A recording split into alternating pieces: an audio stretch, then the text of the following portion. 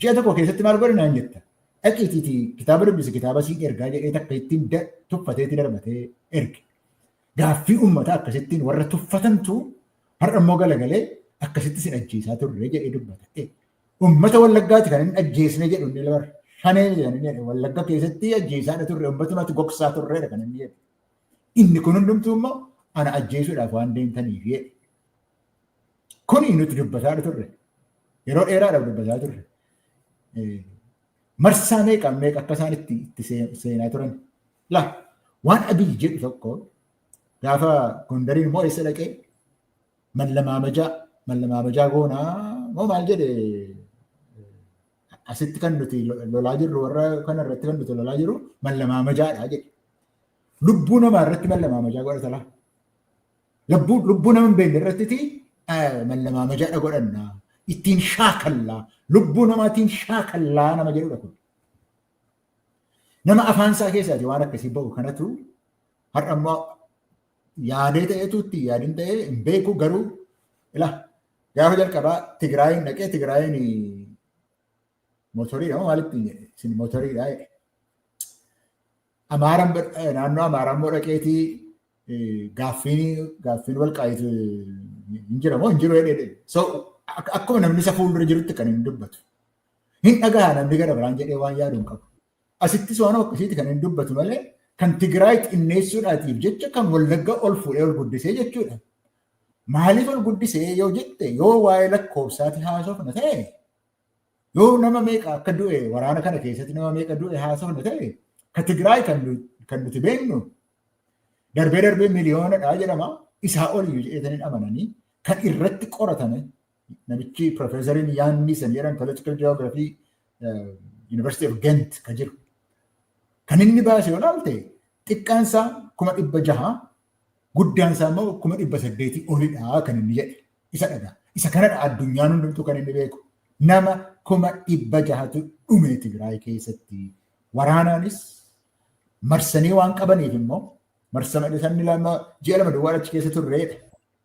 Ji'a lama duwwaa Tigraay keessa turree jedhe.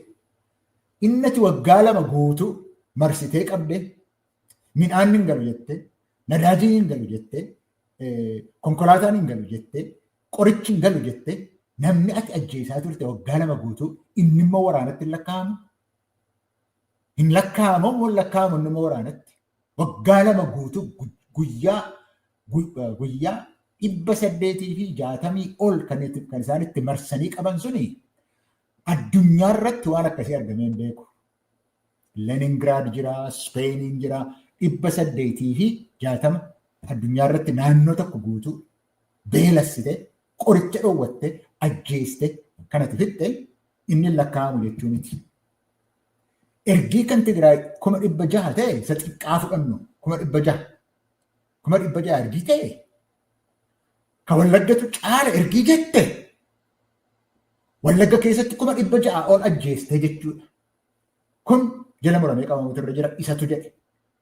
600,000 ajjeese jechuudha. Kun egaa Wallagga. Wallagga immoo qaama Oromiyaati. Waraanni immoo kan inni ta'aa jiru Wallagga keessatti duwwaa miti. Giddu galeessatti ta'aa ture akkuma kan dubbataa jirte. Giddu galeessatti dirooniin kan inni nama fixaa ture coobbii fa'aa lixa shawaa, baha shawaa, kibba shawaa, kaaba shawaa giddu galeessa manni warri kun warra Finfinneetti naanna'anii jiran miti kun hundumtuu achitti dirooniidhaan namoonni fixan tokko lama jedhee lakkaa'ee baasuudhaatiin nan danda'a. Isa kanan dabalan ilaa 600,000 ol kan Wallagga keessaa ergii ta'e 600,000 yoo ta'e inni giddu galeessatti godhu hin dabalan jechuudha. Kan Gujiitti ajjeefame. Manni irratti gubate. Mana keessatti kan gubate. Inni hundumtuu hin lakkaa'amne jechuudha. Kan isin waraanaan labsamin malee Harargee keessatti nama gadi guurtanii mana hidhaatii yaastanii fixaa turtan hundumtuu hin lakkaa'amne jechuudha. Yoo lakkoofsaan ta'e isin jechuudhaaf hin jedhe. Yoo waa'ee lakkoofsaa haasofna ta'e Wallaggi 600,000 ol ergii ta'e akka inni jedhetti. Wallaggi duwwaan Wallaggi qofaan ergii ta'e gaafa giddu galeessatti dabaltu, gaafa kibbatti dabaltu, kana hunda gaafatti dabaltu. kuma meeqa ta'a? Kuma dhibba meeqa ta'a? Miliyoonitti dhiyaatuudhaaf deemaa jira jechuudha. Anatu jedhe miti isatu jedhe yoo lakkoofsaan deemu. Yoo yeroo dheerinaan isatu fide kanas ji'a lama duwwaadha Tigraay keessa turre nyaan laqqan waxxaan dhiitamtee keessaa baate ajjeefamteeti tumamteeti keessaa baate Maqalee keessaa nyaan laqqan sila waxxaan amma kanarrattis hojjumsuu barbaadu jechuudha. Maqalee keessaati maal jedhan isaanii wafrii aluulaasa jedhu sanaan akka hin jirre jedhu godhanii keessaati ari'uu isaanii irraanfatamee Maqalee qabatanii waggaa meeqa jiraachuu isaanii tuuraanfatu nutu sindiisee keessaa ba'ee isa kaan ammoo Amaara keessatti kan inni du'ee jechuudhaatiif egaa. Amaara keessatti eenyu fa'aa du'aa ture? Warruma Tigree irraa dhufetti isaan ajjeefamaa ture achi keessattis warruma Itoophiyaa kan dhumaa ture achi keessattis ergii kana ta'e ergii lakkoofsaan kana ta'e dheerina ergii ji'a lama jettee dubbatteette ta'e yoon jalqabame beektaaf marsaan jalqabaan Wallaga keessa onkoleelessa 2018tti maal jedhu yeroo hatattamaa sana gaafa sana kan isaan baasan state of emergency command rule jala kan isaan galchanii onkoleelessa 2018 jalqabeeti. Inni marsaa jalqabaa kifla xoorii kudha meeqa isheen xoorii kudhan kifla xoorii kudhan kan isaan godhanii ji'a kudhaniif Wallagga sanatti marsanii kan isaan ajjeesaa turanii kan inni jalqabee 2020 2019tti kan inni deemu.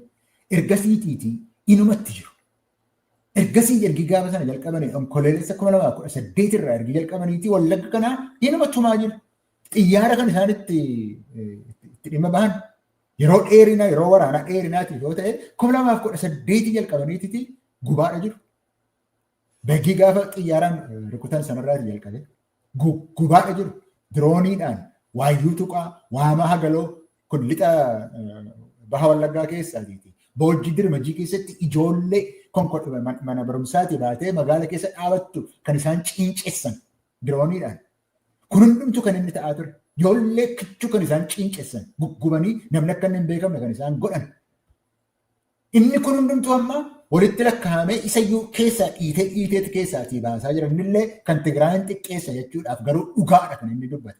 Dhugaa Oromooti kana keessaatii baasee dubbate. Isatu dubbate yoo isaan ta'e badiidhaaf yoo ta'e badii isaan geessan Wallagga irratti ta'uu naannoo Oromiyaa iddoo meeqa irratti ta'uu Gujii irratti ta'uu mana namaa kan isaan gubanii nama mana malee hambisan jaarsaaf jaartii guggubanii kan isaan balleessan. Badii isaan nama irratti geessan yoo lakkoofte. Amma Wallagga kana keessa magaalaa Naqamtee ta'uu magaalaa Dambidolloo ta'uu namni abbaa qabeenyaa jedhamu hin jiru baqatee bahe. Baqatee bahe hin jiru keessa. Amma irraattuu kan keessaatii baqataa jiran.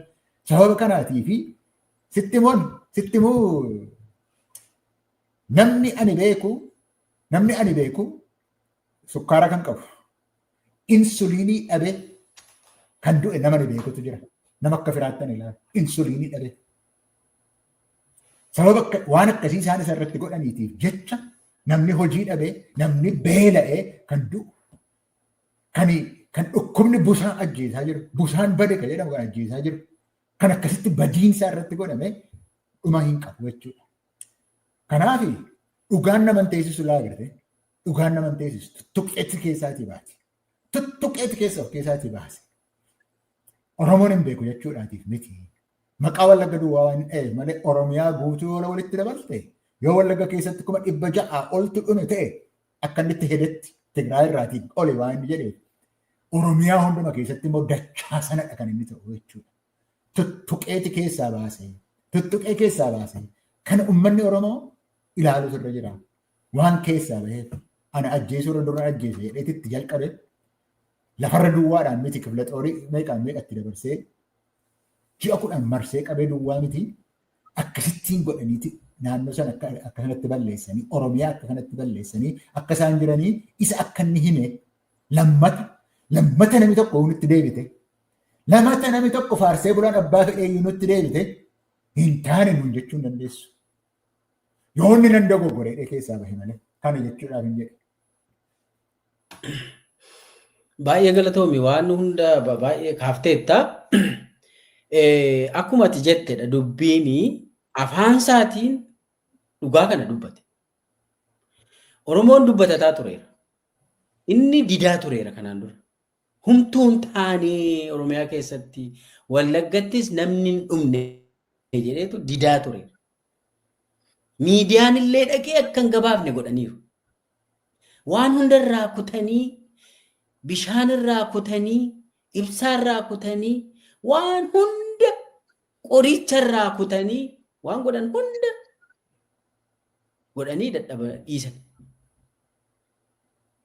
Wanni isaan Gujii, Wallagga, Sambooda giddugalatti amma Oromiyaa guutuurratti gaggeessa yoo walitti hidhaan immoo miileenaan lakkaa'amaa jechuudha.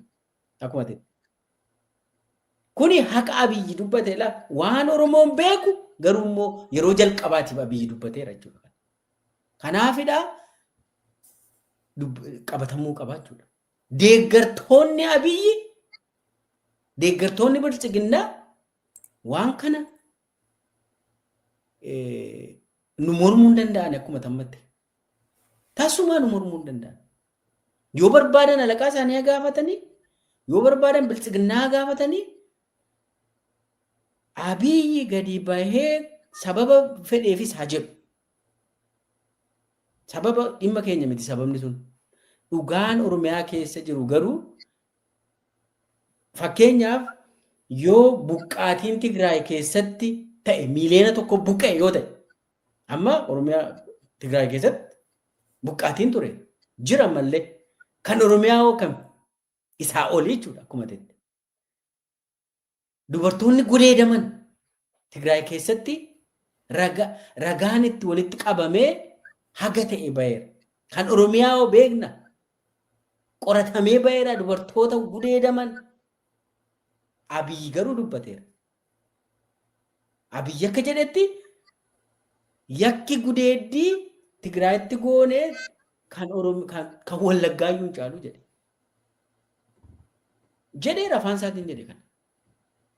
Kan Tigraayin haga ta'e hin beeknamu. Amma kan Wallaggaa sanarraa kaalkuleet goonee bira geenyeerraa kan Oromiyaa immoo tilmaamuu dandeenya jechuudha. Kana buqqaatii, ajjeechaa,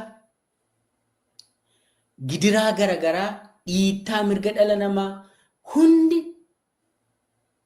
afaanuma Abiyyirraa dhageenye waan ta'eef isa lakkii ani nan sobee yoo gadi bahee waa'ee ani dheengadda paarlamaa irratti jedhee nan sobee jedhee yoo jedhe egaa sobasaa hin sobee sobasaa amaneeraan garuu immoo hin sobne inni nuu dubbataa turreerra yeroo dheeraaf dubbataa turreerra waan kanaa amma utuun beekiin afaan isaa keessaa baheera jechuudha. Utuun jaalatiin dhugaan afaan qaban funyaaniin baatii jedha Oromoon. Amma funyaaniin baatee jechuudha dhugaan kun. Kanumaani egaa gara dubbanneerra deeggartoonni Abiyyi kana booda dhugaa kana fudhachuu qabu jenna. Amma miseensonni Biltsiginnaa caasaan mootummaa poolisiin Oromiyaa warri makalaakiyaa keessa jiran faarsee bulaallee dabalatee miseensumti paarlamaa har'a isaaf wacaa turan. Dubbii isaa kana irraa kaanee kana booda ilaalcha akkamii godhachuu qabu, gaafii akkamii kaasuu qabu. Dhugaa Abiyyi dubbate kana waa'ee kana jaalatu jibbus afaan isaatii baheera kunam. Kanarra dhaabbannee waa'ee deeggartoota mootummaatiif maaloodha wanni kun yoo xiqqaate namni lubbuu qabu yoo jiraate deeggartoota mootummaa keessa jiru jedhee yaada. Wanni kun hiikoo maalii qaba jaraaf gara uummataatti itti deebina.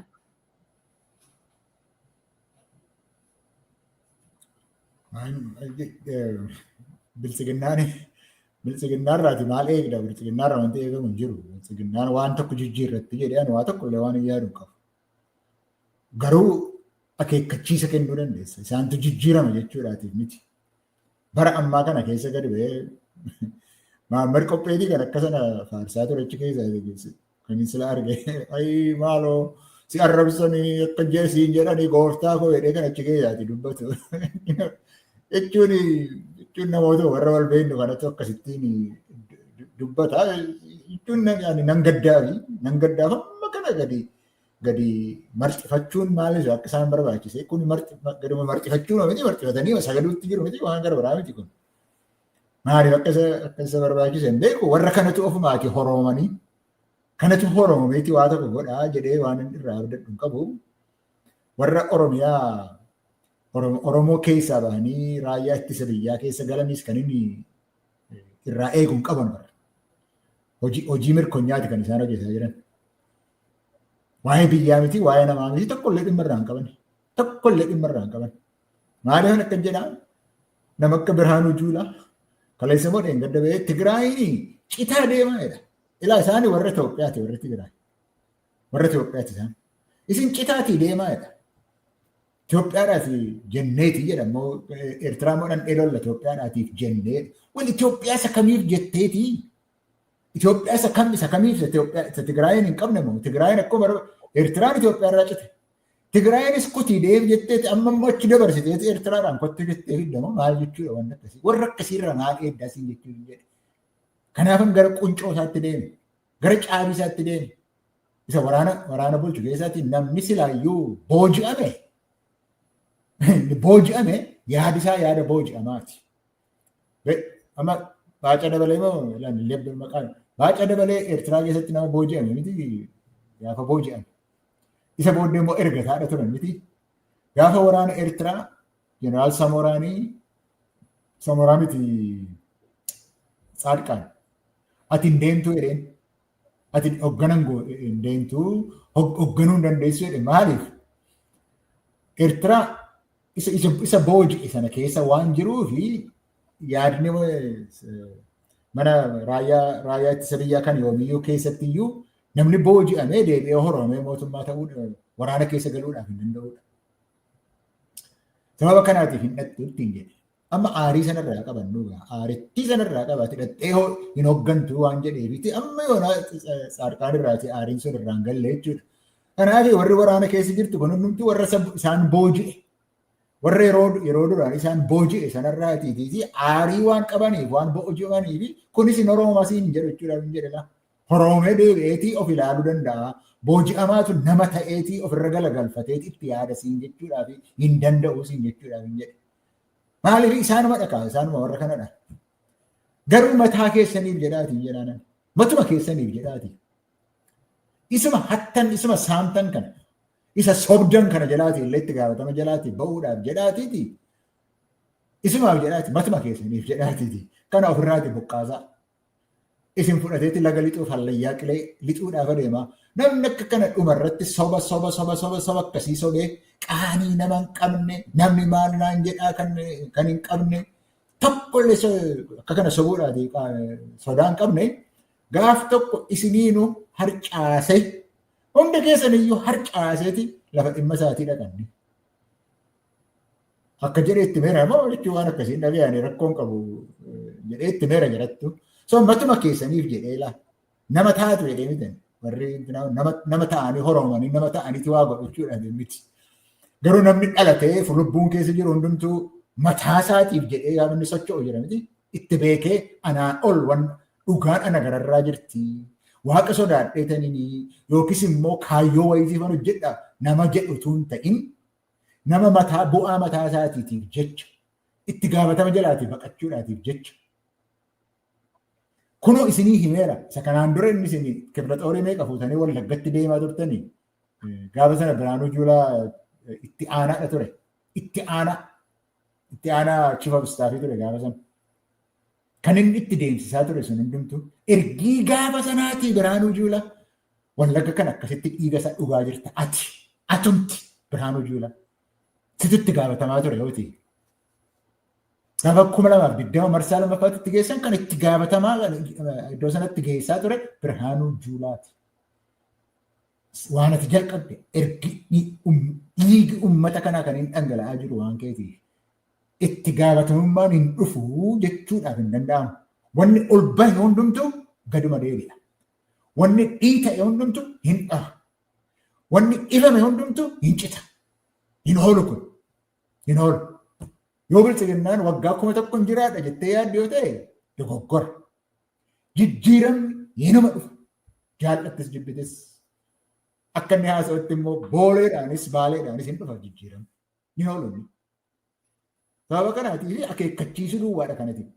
Dhimma mataa isaaniitiif bu'aa mataa isaaniitiif jedhanii xiqqoo ishee galagalfatanii akka isaan yaadan itti himuudha malee kan si barbaachisu amma jara kanatti waa hubatee wayirraati galagala jechuu miti akeekkachiisa kan kennamuuf hin dhufara jijjiiramu yeroo fagoos miti. Gaafa sana eessattan gala eessattan baqadha akka hin jennetti ammumaa jalqabanii hedachuutu itti yaadanii gaarii na fakkaata. Baay'ee galatoomi. Egaa wanni caasaa Abiyyiif dhaamamu akkuma tettee